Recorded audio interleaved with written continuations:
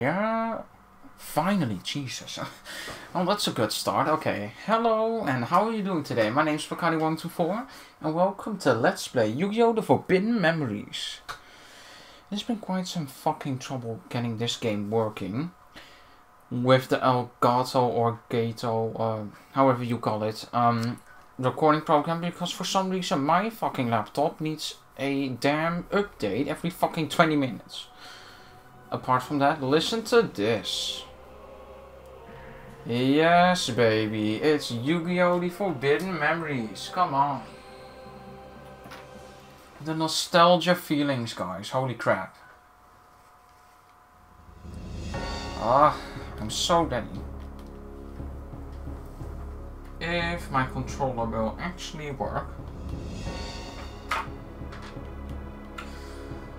Of course. Thank you. Thank you.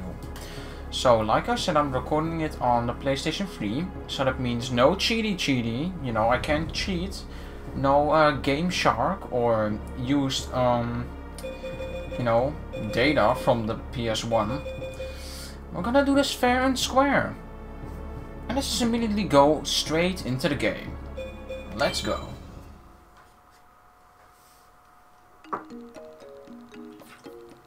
Input your name. Okay then, thank you very much, I will.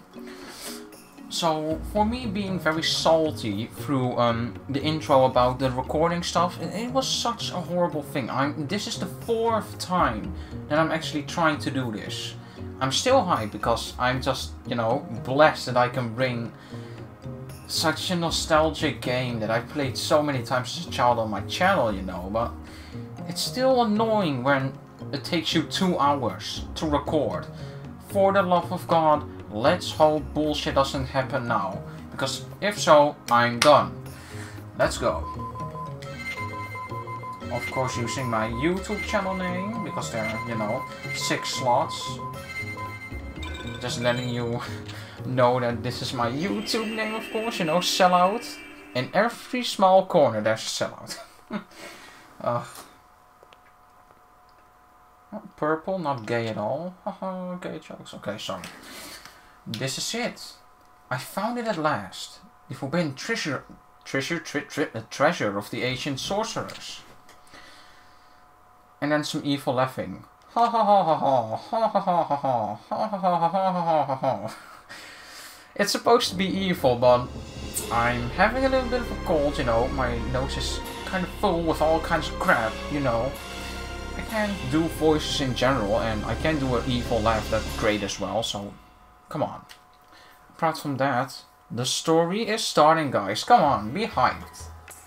My dear prince, are you going to the city to play cards again? You are of royal blood, walking the city streets, dressed as a commoner. Have you no shame? Quite frankly, I'm embarrassed. So we can keep listening to this dude, but then we would skip the whole section of this story. There are like 3 parts of the story. We shouldn't miss this one, so bye-bye, bitch. Wait, stop, my prince. Drat, he's gone. So, ta-da-da, this is our little area for now. The Pharaoh's Palace, where we just came from. That's why, you know, the Millennium puzzle was hanging there. It actually took me a few seconds to get the name. So, the Pharaoh's Palace, our home. The Duel Ground, this is where we play some children's card games. This is the Town Plaza. This is only useful just once. We will only visit this place once in the story. Card shop, this is basically where we save and all. Kinda ironic, a card shop where you can't buy cards and you don't do anything which has financial discussions or, you know, ideas, business, anything. You get it. And then there's also the shrine, which is even less useful than the Town Plaza. Let's head back. Jesus. So fucking annoying. Prince Bakani, you've returned. It is well into the night. Please return to the palace. Dear Prince, if you still wish to play the cards, then try your hand against me. If you lose, you must return to your room. I'm sure you'll find me a worthy opponent. we can pass and then the same story happens. We're skipping this section of the story. No, we're gonna duel. Ho ho ho, my dear prince, I taught you the game. You don't really think you're going to win, do you? Prepare yourself. So this is our little inventory. Ta-ta-da-da. We actually have 2 dragons, that's pretty damn impressive. 2 mystical lamps, some zombies, you know. You can clearly see the name, you know, in the middle of the card name. And then this little symbol like... Do you see this little wizard, you know, with the little red eyes just being there like... Hello, hello, you know. That means it's a spellcaster. And this is a zombie, of course, and so you can tell, you know, the types. All kinds of other types, even an electric monster, that's interesting. Oh, but I have dark, are you kidding me? Oh, I had like right Keki in every fucking, you know, attempt for a let's play, and now I have fucking Darkhole. Sucks up every card in play on the field. It destroys the whole field, including us. Sucks up every card on the on the playing field. This car sucks indeed. Ugh, but oh well. That one won't bother me. I know a place where we can win the car that I want. The thing is, it's just gonna take so long. Ugh, it's just annoying. So ta-da-da. This is our field and our hand. This is the hand. This is our field. A little explanation card. I'm gonna use the first one. So you can see our card here a little bit more clear. Flame Viper. You can, on the right of the name, you can see its attribute, you know, that little brown ball. That means it's Earth. Which I find ironic since it's a Pyro type monster and Pyro is fire and fire is an Earth, but whatever. Then below the little ball you can see its level, which is level 2. Then you can see the attack and defense stats. And it's kind of clear, you know, attack points, that's where we attack with. If another opponent's monster is in the attack position and we attack with our monster, if we're stronger, the opponent loses the difference in, you know, its life points. If his monster is in defense position and, you know, we beat him, he doesn't lose anything. And when the field's empty and, you know, we can attack, then we can basically get the full attack points out of his health. Oh god, my nose, it's ridiculous. You can see the number of the card, you know, below in the left, and its name again. And at the right you can see its type, which I said, Pyro.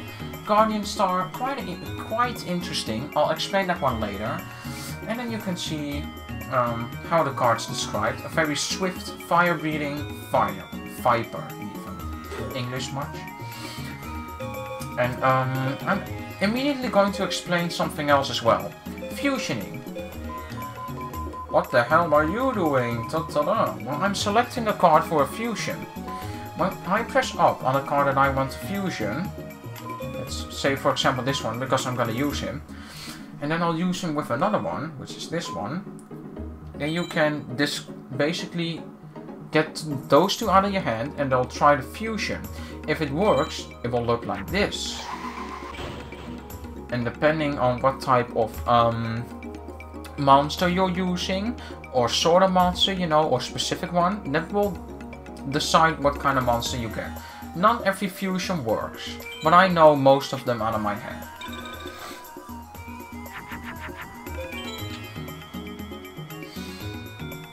And he's placing a card in the fence position. And what was it even? Ah, it's water. This should work as well. Hold on. Yeah. So these are our Guardian Stars. We have 2. Every card has 2 different ones, and this is quite interesting. I'll show you. Look at this, Flame Cerberus. We decided to go for the Mars Guardian Star. This is fire. This is the Neptune Guardian Star, and that's water. Fire doesn't win from water, so... take a look at that. The Guardian Star is red. This means that when I attack it, the attack and defense stats will increase by 500 points for the, the opponent's monster. When there's no difference, I'm having nature and he's having water, there's nothing right there, there's no benefit. They just work together. But working together doesn't mean that one has the benefit over the other, So when they're, both natural, then it won't glow. No monster will get any attack points, more. But if I would have, like, the electric element, then the Guardian Stars, would glow yellow. And then my monster would have gotten 500 points. It's just for the battle that you're engaging with it though. So it isn't like, ooh, I had the benefit star, here. And then my monster would, after the battle, would have 2600 attack points. It doesn't work like that.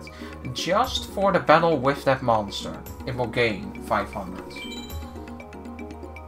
As you can see, he's gaining 500, but it still isn't enough. Now the field is empty. I can select, a space and full 2100. Ta-da!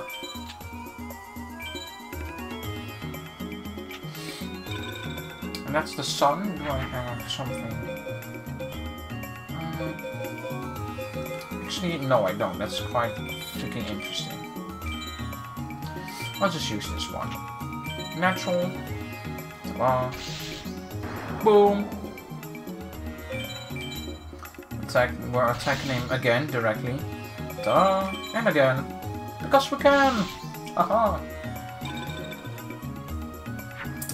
I know that I didn't start this Let's Play, even if it's like the 4th one, with an, opening my can of Coca-Cola, but then again, I told you this is the fucking 4th time I'm trying to record. So, after this battle, this is going to be the only one. I'm gonna save. I don't want to restart the whole fucking time over again. This is going to be a little bit of a short one. The other ones will be a little bit longer. My apologies. It's just how it goes right now, okay? And tada! We've won. Suck it. And we got an Espal, 5 stars. And these are, I'm not doing it in order. First off, results of duel. You can clearly see it there. These are our dueling stats. Cards used, remaining life points, average attack factor, card destruction, and all that. And it depends on how well you play. That depends, of course, on your rank. Or the rank that you will acquire depends on how you play the match.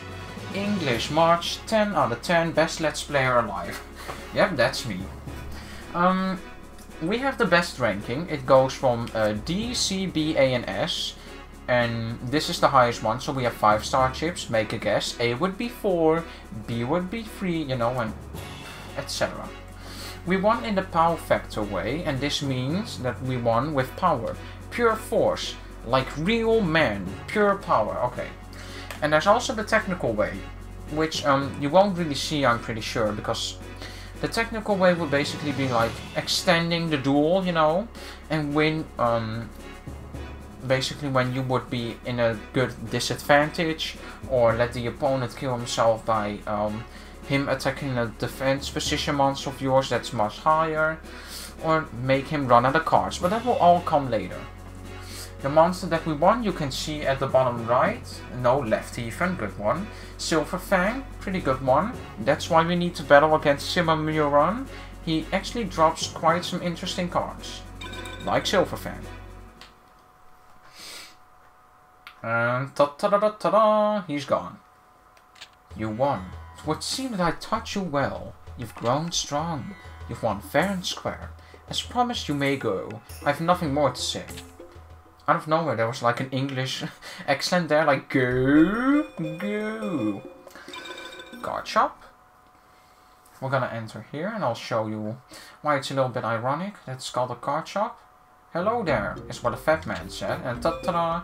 We can save, build our deck, which you can do in every battle you enter. Before you enter even, but you get the idea. And then return the title. First off, I'm gonna save. I don't want any bullshit. Complete. Okay, great. Then we're gonna return to the title. I'll show you this real quick. Campaign. So, if I would load the game, you know, from this data, I would appear in this screen. And campaign, free duel here. And there's build deck, library, password, and save. Free duel, we just finished or defeated Shimon Muron. So, now he appears in here. And as you can see, it only takes like a small slot. There are plenty of other people to duel and to beat in the story. This dude is just your deck. For those who aren't really good at fusioning, you know, you could battle him a few times. And basically, you know, educate yourself a little bit. So this is where we're gonna grind, or I'm gonna grind. Build deck, it's everywhere, but I don't have to use it there. Library, which is pretty interesting as well. So we have, of course, 40 cards of the 722, and we have 40 because you need 40 cards in your deck.